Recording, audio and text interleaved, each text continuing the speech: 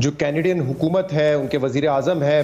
रूसी media channel RT ने Trudeau और उनके खालिस्तानी प्रेम को दिखाया है। म्यूजिक पर डांस करते एक लड़के को जस्टिन ट्रूडो बताया गया है, वहीं लड़के के डांस को एंजॉय करते दो लोगों को खालिस्तानी अलगाववादी बताया गया है। एक ऐसा बंदा जिसको मुल्क के अंदर से वोट ऑफ कॉन्फिडेंस हासिल नहीं है, वो दुनिया की 5वीं बड़ी इकॉनमी से। इंडिया ऑब्वियसली कोई बहुत बड़ा कनाडा का ट्रेडिंग पार्टनर नहीं है, लेकिन हमें सबको पता है कि इंडिया एक बहुत बड़ी मार्केट है।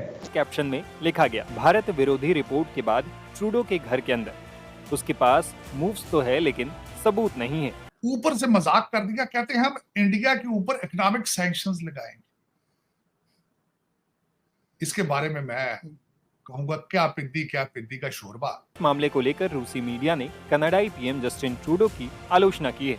इंडिया की तरफ से, इंडियन गवर्नमेंट की तरफ से ये एक बहुत ही स्ट्रॉन्ग मैसेज गया है कनाडा को, जब 6 डिप्लोमेट्स को एक्सपेल किया गया। मैंने तो बहुत एक बड़ा स्टेप लिया है उनकी हुकूमत ने, हमें इस बात की दाद देनी चाहिए और हर मुल्क को सीखना चाहिए। वो इनका प्लान हो गया है फेल।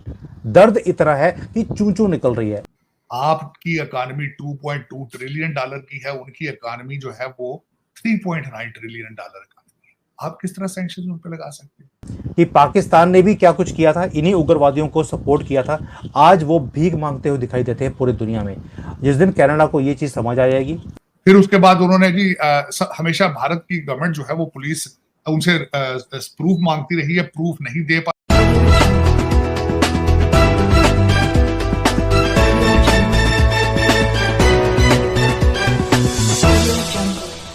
एक पांव हुकूमत से बाहर है, एक हुकूमत के अंदर है, क्योंकि बड़ी मुश्किल से वो वोट ऑफ नो कॉन्फिडेंस पे सरवाइव किया है अभी 2 हफ्ते।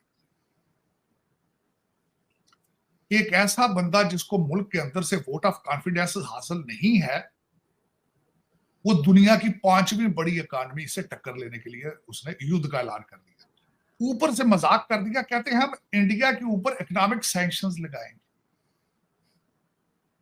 इसके बारे में मैं कहूंगा क्या पिद्दी का शोरबा।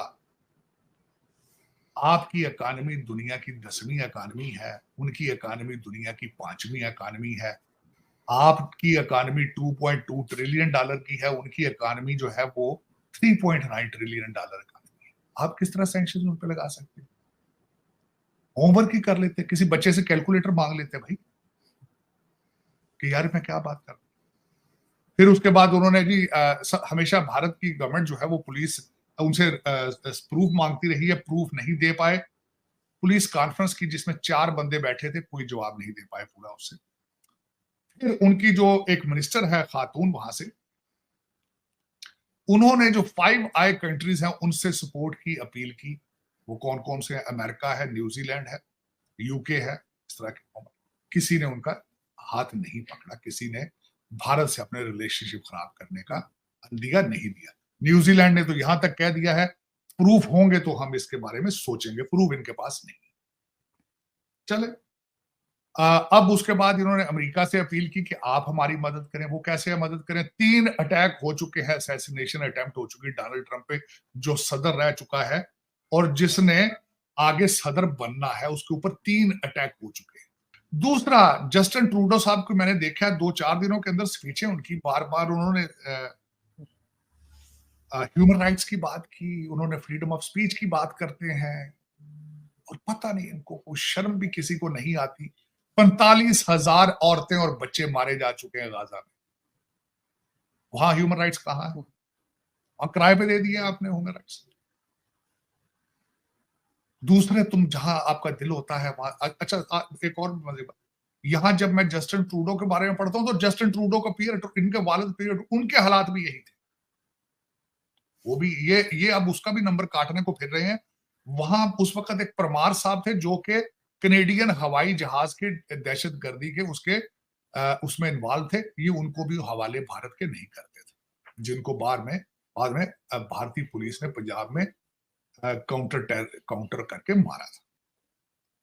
अब पिछले दिनों में भारत ने 20 लोगों का इनको कहा था ये टेररिस्ट है, हमारे हवाले किए जाए, सिर्फ 6 किए गए। चले, लेकिन इस वक्त देखा जाए कनाडा के हालात वैसे भी ठीक नहीं है। आपको तो ज्यादातर लोगों को पता नहीं है, लोग वहां टेंटों में रह रहे हैं, बहुत बुरी हालात है, जॉब कोई नहीं, इकॉनमी कोई नहीं है। सोशलिस्ट एजेंडा उस बंदे ने दे दे के इस जस्टिन ट्रूडो ने सत्यानाश कर दिया। उसकी वजह भी यही थी, इसी वजह से उनके ऊपर वोट ऑफ नो कॉन्फिडेंस भी हुआ था, लोग बेजार हैं। चले, जाती दफा उन्होंने खालिस्तान का ऐलान कर दिया हो, भारत को मुबारक हो। और दूसरा मैं इसकी यहाँ ये जरूर मेंशन करना चाहूंगा कि इसके ऊपर इस वक्त खालिस्तान का नारा दो चीजें, या तो फैशन है या कारोबार है। पन्नू साहब का कारोबार है, कुछ लोगों का ये फैशन है। हमारे पप्पू गांधी आए थे, वहां पे उल्टी सीधे बातें करके गए थे। मैं खुद आई विटनेस गवाह हूं इस चीज का, जब भी भारत गया हूं, हरमंदिर साहब गया हूं। मेरे भाइयों जैसे भाई जो हैं खुद सरदार हैं, मुझे नजर नहीं आता कि the Sikhs have any problem in India. चले, कारोबार है, फैशन है, एंजॉय करना चाहिए। ड्राइंग रूम की हद तक तो ठीक है। हाँ, यहाँ एक जरूर बात करना चाहूंगा, पाकिस्तान के अंदर भी इस वक्त शरारत करने वाले, तेल के ऊपर तीली फेंकने वाले सारे यूके बैठे हैं, अमेरिका। यही रवाज है खालिस्तान का भी। खालिस्तान बनाने वाले सारे यूके या कनाडा या दूसरे मुल्कों में वहां नहीं बैठे, बोर हो जाते हैं तो फिर इस तरह की शरारत। बिल्कुल ऐसा ही है। लेकिन सर एक बात मैं जरूर एसईओ के बारे में कहूंगी कि बेशक मोदी जी नहीं आए, लेकिन डॉक्टर जयशंकर भी उतने ही इम्पोर्टेंट हैं। और बरखा दत्त अगर ये बात कर रही हैं लाहौर बैठ के, तो वो तो खुद भी इस्लामाबाद नहीं आई थी, वो तो लाहौर में ही रही। उन्होंने तो एसईओ मीटिंग अटेंड नहीं की है। नहीं, वो तो हो सकता है आज बरखा दत्त के रिलेशनशिप है शरीफ फैमिली के साथ, हो सकता है पर्सनल इंटरव्यू लेने के लिए सिर्फ आई हो वो, ये भी कोई बात नहीं है। लेकिन उसमें बात ये मैं करना चाहूंगा ना, इस वक्त मोदी साहब को कह रहे हैं जी लाहौर में बैठ कर आप आ जाएं। मोदी, आपको जरूरत है मोदी साहब की या आप मोदी साहब को आपकी जरूरत है? पूछने वाला क्वेश्चन मैंने तो जवाब ये दिया था ना। देखे ना, आपने देखे, प्यासा कुएं के पास जाता है या कुआं प्यासे के पास जाता है? जरूरत आपकी है। बैंकरप्ट आप हैं, 24 दफा बैंकरप्ट हो चुके हैं। आपको आईएमएफ जो है बेल आउट करता है, भारत बेल आउट, तो वो तो बैंकरप्ट नहीं है ना। आपको ट्रेड की जरूरत है, आपको रिलेशनशिप आपको है। आपको चाहिए था कि आपके दूसरे, आपने हर एक को रिसीव किया है एयरपोर्ट पे जाके, तो जाके आपके वजीर खारजा को वजीर खारजा रिसीव कर। नई वीडियो में आपका स्वागत है। और जैसे कि अभी इंडिया और कनाडा की एक डिप्लोमेटिक वार चल रही है, जिसमें रसिया जो है वो आ गया है बीच में। और रसिया ने जस्टिन ट्रूडो की सरकार को खूब जम के सुनाया है, क्योंकि उन्होंने जो आरोप लगाए हैं इंडिया के ऊपर निज्जर किलिंग को लेकर के, वो काफ़ी ज़्यादा सीरियस हैं। और यही बात रसिया ने बोली है कि जो ट्रूडो है उसके पास सबूत कोई नहीं है, लेकिन भारत के ऊपर इल्ज़ाम लगाता जा रहा है।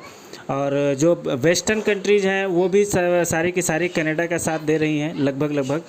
जो फाइव आइज उनकी कंट्रीज़ हैं, न्यूजीलैंड और यूएस, वो भी यूके, वो भी जो है वो कनाडा का साथ दे रहे हैं। और जब कनाडा के पीएम से बात हुई आज मीडिया की, तब भी उन्होंने यही कहा कि हमारे पास प्रूफ नहीं है, लेकिन हम शक के बिना पे भारत के ऊपर ये जो है वो इल्ज़ाम लगा रहे हैं। लेकिन इससे जो रिलेशन है वो पूरी तरह से डिस्ट्रॉय होते जा रहे हैं भारत और कनाडा के बीच।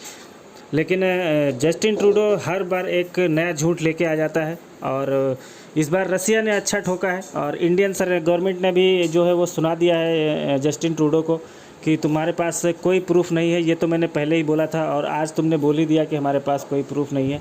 और ये झूठ भी बोलते हैं, क्योंकि इनका जो भारत में डिप्लोमेट था उसने कहा था कि हमने प्रूफ इंडियन गवर्नमेंट को प्रोवाइड कर दिए हैं, जो कि बहुत पक्के सबूत हैं। लेकिन ट्रूडो कह रहे हैं कि हमारे पास सबूत नहीं है। तो ये बहुत दोगलेपन वाली बात कर रहा है यहाँ पे जस्टिन ट्रूडो।